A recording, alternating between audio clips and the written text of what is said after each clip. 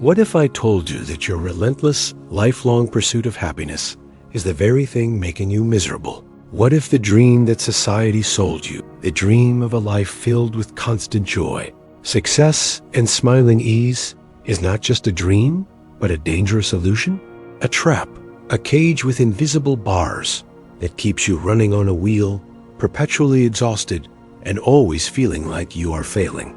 You see it everywhere, on your phone, in the curated perfection of 1,000 digital lives.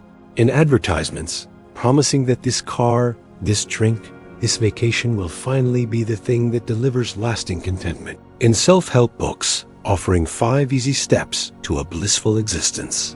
Society has turned happiness into a product to be bought, a goal to be achieved, a status to be performed. And we have all become actors in this grand, exhausting play. We smile when we are breaking inside. We say, "I'm fine," when our soul is screaming. We chase the next promotion, the next relationship, the next fleeting high, believing that just around the corner, we will finally arrive at that promised land called happy. But you never arrive. And in the quiet moments, when the distractions fade, a terrifying question echoes in the silence. Is this all there is? This feeling, this deep, knowing sense of emptiness in a world obsessed with pleasure, is the great neurosis of our time, and it is built on a foundation of lies. Today, we are going to dismantle those lies. We will not be using feel-good platitudes or empty affirmations. We will be using the hard-won wisdom of a man who saw through society's grand illusion, not from a professor's chair, but from the barbed wire of a Nazi concentration camp. Viktor Frankl, a psychiatrist who lost everything, discovered a truth so profound that it can liberate you from this chase forever. A truth that doesn't offer you a life free from pain, but offers something infinitely more valuable, a life full of meaning. This is not just another video. This is an intervention. This is a chance to stop running, to turn around and face the truth. And it starts with a conscious choice. So before we expose the first lie, I want you to do something that matters. I want you to make a declaration. Pause this video and go to the comments below. Write this one sentence. I am ready to trade the illusion of happiness for the truth of meaning. By writing those words, you are making a commitment to yourself. You are signaling to your own mind that the old way is over. You are joining a community of people who are brave enough to seek what is real, not just what is pleasant. Do it now. We are about to begin. The first and most pervasive lie that society has whispered into our ears since birth is this. Lie number 1. Happiness is the destination. This is the central myth of our culture. The idea that life is a journey with a singular ultimate goal, to achieve a state of happiness. Everything we do is measured against this benchmark. Is your job making you happy? Is your relationship making you happy? If the answer is no, society tells you there is something wrong. You must change your job, change your partner, change yourself, until you achieve the required state of perpetual satisfaction. We are like archers who have been told that the goal of archery is to hear the sound of the arrow hitting the target. So we spend our lives aiming for a sound, a feeling, an echo. We contort ourselves. We try different techniques. We become anxious about our performance, all in an effort to produce this feeling of happiness. But we are aiming at the wrong thing. And this is Viktor Frankl's profound and liberating truth. The truth: happiness is not a destination. It is a byproduct. Frankl wrote, "Happiness cannot be pursued. It must ensue. It is the unintended side effect of a life lived with purpose. It is the sound the arrow makes when it strikes the bullseye. You cannot aim for the sound itself. You must aim for the target. And what is the target? The target is meaning." Frankl explained that happiness is like a butterfly. If you chase it, it will always fly just out of your reach. But if you turn your attention to other things, like tending to your garden, it may come and land softly on your shoulder when you least expect it. The garden is your life's meaning. It is your work, your love, your responsibilities, your contribution. When you are completely absorbed in a task you care about, whether it's raising a child, building a business, creating a piece of art, or helping a friend, you are not thinking about whether you are happy. You are not checking your emotional temperature every 5 minutes. You have forgotten yourself. You have transcended your own ego. And it is precisely in those moments of self-forgetting that happiness sneaks in the back door. The societal lie that happiness is the goal creates a terrible paradox. The more desperately you hunt for happiness, the more it eludes you. This frantic search creates what Frankl called hyper-intention. It's like trying to fall asleep. The harder you try to sleep, the more awake you become. The harder you try to be happy, the more you become aware of all the ways you are not. You become a spectator to your own life, constantly judging and evaluating your performance. Frankl's truth frees you from this performance. It gives you permission to stop trying so hard. It tells you to stop looking inward at your own feelings and to start looking outward at the world. What does the world need from you? What task is calling your name? Who in your life needs your love and attention? Aim for that. Aim for a life of contribution, of connection, of courage. Tend to your garden, and one day you might just find that your life, without you even noticing, has become filled with the quiet, sturdy, and authentic joy you were looking for all along. The lie tells you to find a happy life. Frankl's truth tells you to build a meaningful one and let happiness find you. This leads us to the second, even more insidious lie, one that cripples our ability to live fully. Lie number 2, suffering is an obstacle to happiness and must be avoided. Society teaches us to view pain, sadness, anxiety, and grief as errors in the system. They are bugs to be fixed, problems to be solved, inconveniences to be medicated, distracted from, or ignored.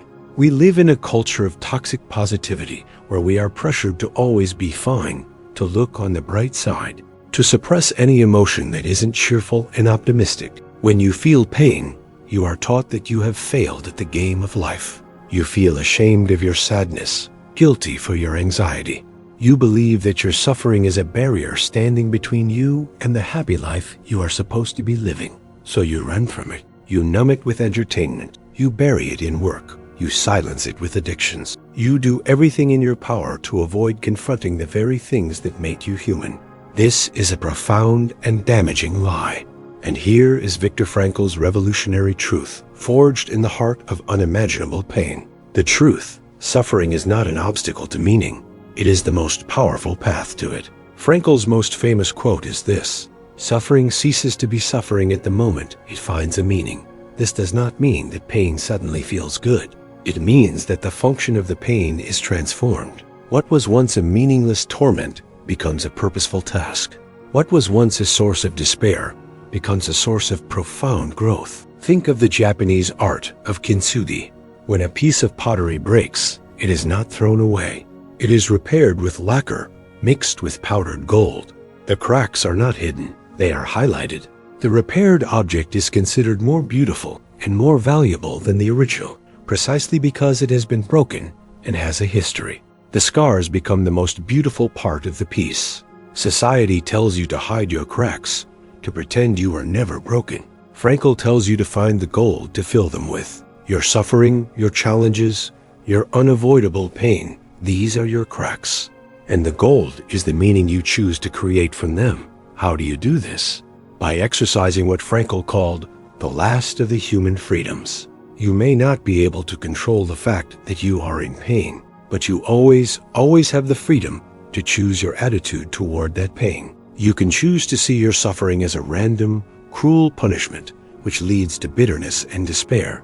Or you can choose to see it as a challenge, an opportunity, a task given to you. When you are faced with a loss you cannot change, the challenge is to find the courage to grieve with dignity. When you are faced with an illness, the challenge is to bear it with grace. When you are faced with your own past mistakes, the challenge is to transform your guilt into a commitment to become a better person. In this way, your suffering is no longer a roadblock. It becomes the road itself. It is the raw material from which you build your character. The people Frankl admired most in the camps were not the ones who were free from suffering, for no one was. They were the ones who, in the midst of that suffering, still found a way to share their last piece of bread, to offer a kind word, to maintain their inner integrity. They turned their personal tragedy into a human triumph. The lie is that you must get rid of your suffering to start living. Frankl's truth is that you can start living more deeply and meaningfully than ever before, right in the midst of your suffering. It is not about feeling good. It is about being good in the face of all that feels bad. It is about finding your gold and mending yourself into something stronger and more beautiful than you were before you were broken. This fundamental misunderstanding about suffering and happiness leads us directly to the third and final lie, the one that keeps so many of us paralyzed and waiting for our lives to begin. Lie number 3. The meaning of life is a singular thing that you must find. This lie portrays purpose as a kind of cosmic treasure hunt. We are told we must find our passion or discover our calling, as if it is a single magical object hidden somewhere in the world. We read stories of people who had a lightning bolt moment of revelation, who knew from childhood exactly what they were meant to do. This creates immense pressure and anxiety.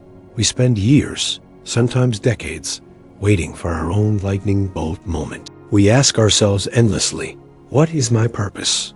What if I choose the wrong path? What if I never find it? This search for a single, perfect, preordained meaning can lead to a state of chronic indecision and a feeling of being a spectator in our own lives, always waiting for the real story to start. We believe that once we find our purpose, then we can be happy. This is perhaps the most subtle and paralyzing lie of all. And here is Viktor Frankl's liberating truth, which takes all the pressure off. The truth, meaning, is not something you find. It is something you create an answer for in every moment. Frankl turns the entire question on its head. He insisted that we must stop asking life, what is my meaning? Instead, we must realize that it is life that is asking us the question. Every day, every hour, every situation presents us with a question. And our actions, our choices, our attitude, these are our answers. Meaning is not found. It is forged. Frankl taught that we don't need to wait for a grand, singular purpose to be revealed. Meaning is available to us right now, in this very moment, through 3 accessible avenues. First, through what we give to the world, our work. This is not just your job. It is your unique contribution. It is the act of creating something, building something, or serving someone. Meaning can be found in the way you raise your children, the care with which you write an email, the integrity with which you conduct your business. It is about bringing your best self to the tasks in front of you, no matter how small they may seem. Second, through what we take from the world, our experiences of love and beauty. Meaning is found in the awe of looking at a starry night. It is found in allowing yourself to be moved by a piece of art. And most powerfully, it is found in the love for another human being. To truly see, accept, and care for another person is to step into one of the most profound currents of meaning available to us. And third, and most importantly, meaning is found in the stand we take against our fate, our attitude toward unavoidable suffering. As we've discussed, when you can't change your situation, you can always find meaning in how you choose to face it. Do you see the freedom in this? You don't have to go on a quest to find your one true calling. The call is right here, right now. The question is being asked of you in this moment. How will you respond to the person in front of you? How will you approach the task at your desk? How will you face the anxiety in your chest? Meaning is not a noun to be discovered. It is a verb to be lived. It's the how, not the what. You can be a janitor with a profound sense of meaning because you see your work as creating a clean and safe space for others. And you can be a CEO with a deep sense of emptiness because you see your work only as a means to power and wealth. The lie is that you are waiting for meaning. The truth is that meaning is waiting for you. It is waiting for your answer. In every interaction, in every challenge, in every breath, life is asking, and what will you do now? And the sum of your answers, moment by moment, becomes the meaning of your life. So, let's step back and look at the prison these 3 lies have built for us.